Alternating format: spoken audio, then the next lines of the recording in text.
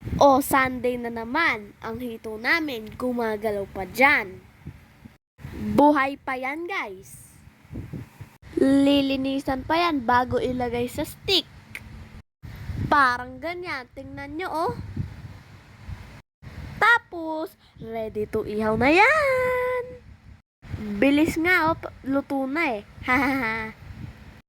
Tapos, dagdag natin ang pika-pika ko. Ayan no, para lang siyang pinrito, nilagay mo lang. Ang galing! Uy, wow! Magic!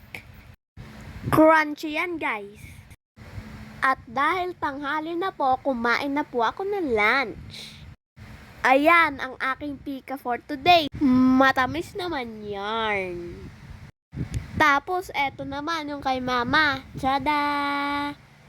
Ayan na! O, diba? Happy Sunday! Wait lang guys ha, magko-concert muna ako. Panoorin niyo ako ha.